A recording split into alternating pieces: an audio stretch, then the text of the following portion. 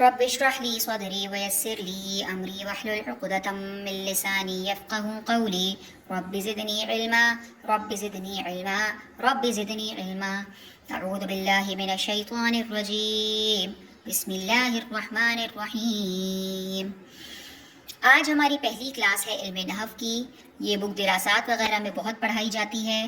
ویسے بھی عربی سیکھنے کے لیے یہ بک بہت مفید ہے، کیونکہ یہ ہے تو خیر بہت چھوٹی سی، لیکن اس کے اندر آپ سمجھے پوری عربی سمائی بھی ہے۔ ٹھیک ہے، آج ہم اس علم نحو کی کتاب کو شروع کریں گے، تو شروع کرتے ہیں اپنا پہلا چیپٹر۔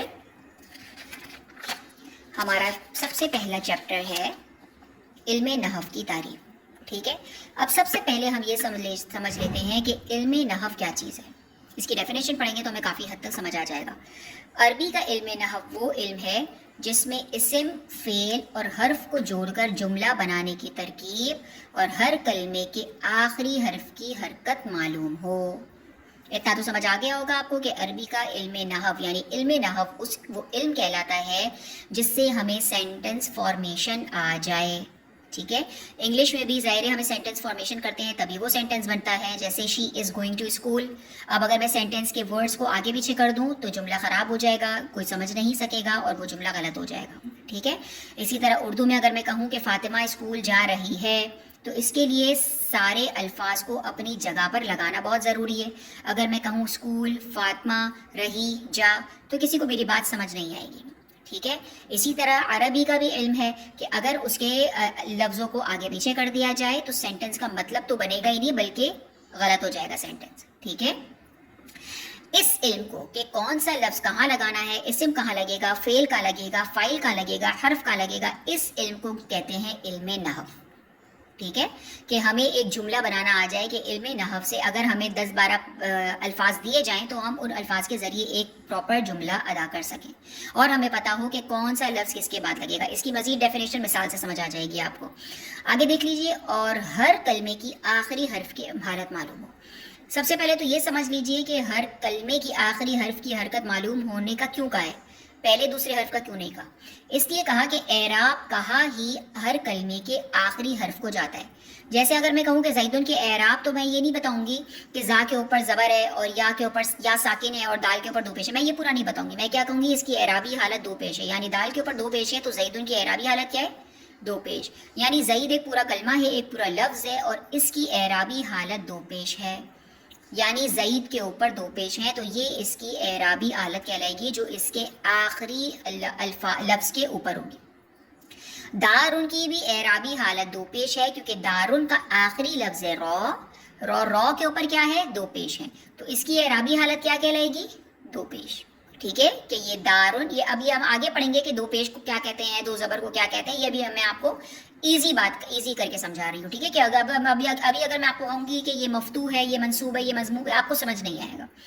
ابھی ہم صرف اتنا جانیں گے کہ دارن کی رو کے اوپر دو پیش ہیں، اس کا مطلب یہ ہے کہ یہ رو جو ہے اس کی اعرابی حالت ہے اور رو کے اوپر کے جو اعراب ہیں وہ اس کی اعرابی حالت بتاتے ہیں۔ تو اب ہمیں یہ کیسے پتہ چلے گا کہ یہ زیدن ہے، اور جملے کے اندر ہمیں اسے زیدن لکھنا ہے یا زیدن لکھنا ہے یا زیدن لکھنا ہے، اسی طرح دارن لکھنا ہے یا دارن لکھنا ہے یا دارن لکھنا ہے، یہ ہمیں کیسے پتہ چلے گا؟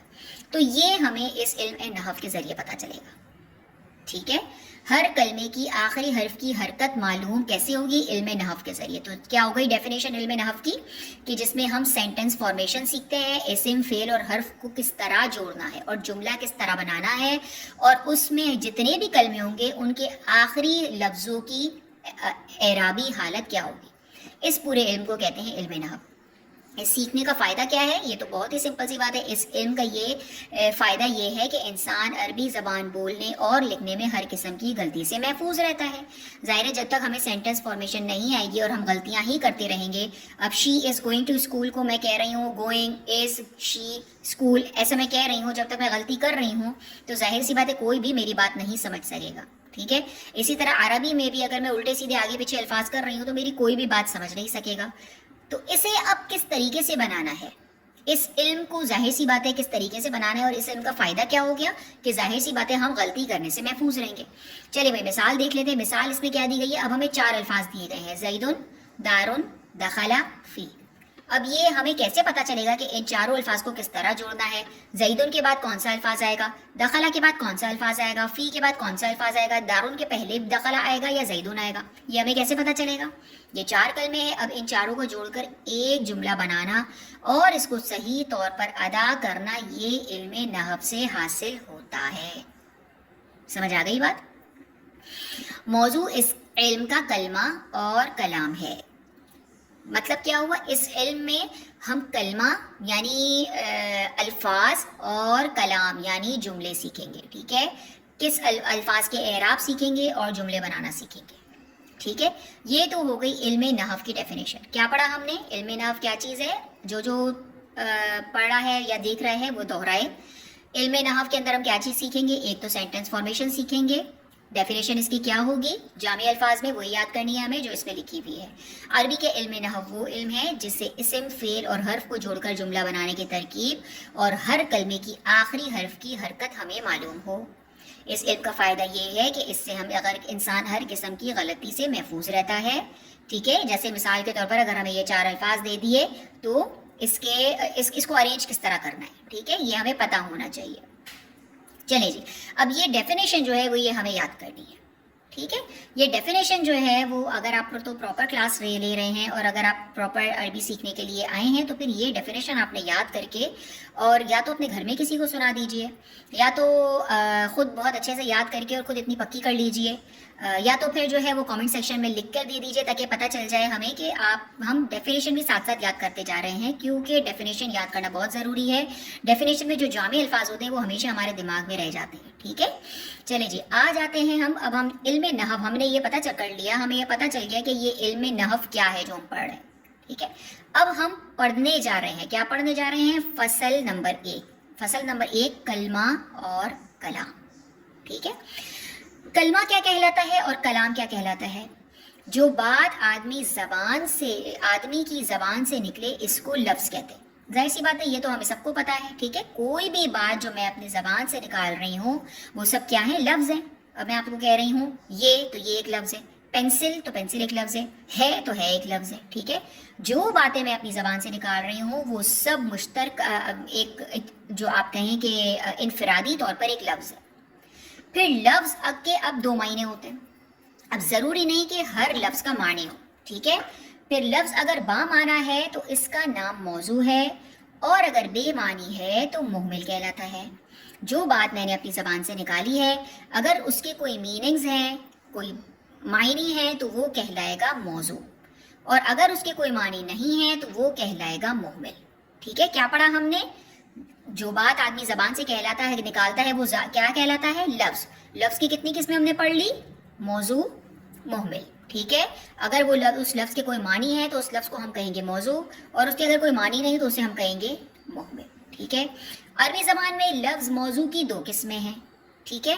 اب موضوع پر ہم آ جاتے ہیں تو موضوع میں عربی زبان میں موضوع کی 2 قسمیں ہیں۔ کون کون سی 2 قسمیں؟ ایک مفرد، ایک مرکب۔ یہ بھی اگر آپ کامن سینس سے اور سمپل سائنس سے دیکھیں تو مفرد کے ذریعے ہمیں پتہ چل رہا ہے کہ کسی ایک الفاظ کو کہتے ہیں مفرد۔ اردو میں بھی ہم کہتے ہیں نا کہ مفرد، ٹھیک ہے؟ ایک فرد ہے، کسی ایک آدمی کو کیا کہتے ہیں؟ ایک فرد، ٹھیک ہے؟ ہم اور کوئی زیادہ مطلب کوئی بھی چیز زیادہ ہوتی ہے یا کوئی بھی چیز جمع کے معنی میں ہمیں کہنی ہوتی ہے تو ہم کیا کہتے ہیں؟ مرکب، ٹھیک ہے؟ مفرد اردو میں بھی ایک کے لیے بولا جاتا ہے، مرکب اردو میں بھی جمع کے لیے بولا جاتا ہے۔ تو اس سے ہم یاد رکھیں گے کہ یہ جو لفظ ہے جو اگر موضوع ہوگا یعنی اس کے اگر کوئی معنی ہوں گے تو وہ لفظ جو ہے وہ ہم دونوں میں سے کسی ایک کیٹیگری میں رکھیں گے، یا وہ لفظ مفرد ہوگا، واحد ہوگا، یا وہ لفظ پلورل ہوگا۔ اس کی ایزی مثال میں آپ کو دے رہی ہوں کہ مثال کے طور پر آپ لے لیجئے، ابھی میں آپ کو اردو کی مثال ہی دے رہی ہوں۔ لڑکی مفرد ہو گیا، لڑکیاں مفرد مرکب ہو گیا، بہت ساری لڑکیاں ہو گئی، ٹھیک ہے؟ یا تو جیسے لڑکی مفرد ہو گیا، یہ لڑکیاں ہیں، یہ پورا ایک سینٹنس ہو گیا، یہ سینٹنس کیا ہو گیا؟ مرکب ہو گیا۔ سمجھ آ رہی ہے بات؟ واضح ہو گئی بات؟ کیا پڑھا ہم نے؟ جو بات آدمی زبان سے نکالے اس کو کیا کہتے ہیں؟ لفظ۔ اس لفظ کے اگر کوئی معنی ہوتے ہیں تو اسے موضوع کہتے ہیں، معنی نہیں ہوتے تو مہمل کہتے ہیں۔ یہ میں آپ کو بتاؤں گی آگے جا کے مہمل کیا چیز ہے۔ عربی میں لفظ موضوع کی 2 قسمیں، ابھی ہم کس کی پڑھ رہے ہیں؟ ابھی مہمل کو ہم نے نہیں چھیڑا ہے، ٹھیک ہے؟ ابھی ہم موضوع پڑھ رہے ہیں۔ عربی میں لفظ موضوع کی 2 قسمیں ہیں، ایک مفرد، مرکب۔ मुफरत क्या है? उस अकेले लफ्ज़ को कहते हैं जो एक मायनी बताए, और इसको कलमा भी कहते हैं। कलमे, अब यहाँ तक सब समझ लीजिए सबसे पहले। अच्छा, अब मुफरत जो है वो अरबी में ज़्यादातर जो है वो कलमे का लफ्ज़ इस्तेमाल होता है, ठीक है। जैसे मिसाल के तौर पर मैं आपको कहूँगी ये अरबी ये एक कलमा है, ज़बान एक कलमा हो गया, मैं एक कलमा हो गया, लफ्ज़ एक कलमा हो गया, मौजू एक कलमा हो गया, की एक कलमा हो गया, दो एक कलमा हो गया, किस्में एक कलमा हो गया। इसमें काफ़ी चीज़ें मैंने आपको ज़्यादा बता दी हैं। की और की जो है वो ये कलमे में नहीं आता, लेकिन मैं सिर्फ आपको समझाने के लिए बता रही हूँ, ठीक है, कि मुफरत उस अकेले लफ्ज़ को कहते हैं जो एक मानी भी बताए और इसको कलमा भी कहते हैं। जैसे मिसाल के तौर पर अरबी, अब अरबी अपने मायनी बता रहा है, ठीक है। अरबी का मतलब कोई भी, अगर मैं किसी को कहती हूँ अरबी, तो सामने वाले को आसानी से समझ आ जाएगा कि अरबी क्या है। किसी अरब से ताल्लुक़ रखने वाले को अरबी कह रही है, तो ये अरबी का क्या हो गया?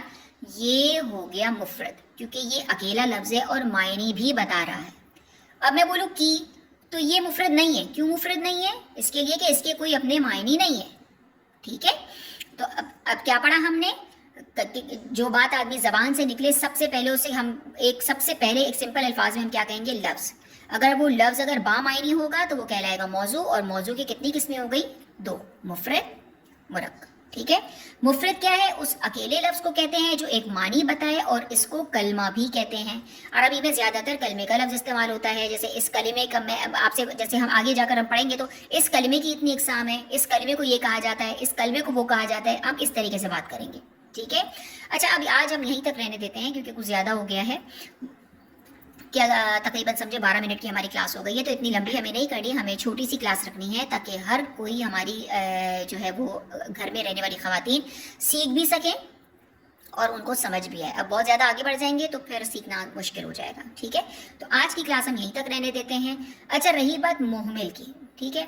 मुहमिल का हम थोड़ी सी डेफिनेशन मैं आपको बता देती हूँ ताकि थोड़ा सा एक जो है वो कॉन्सेप्ट क्लियर हो जाए।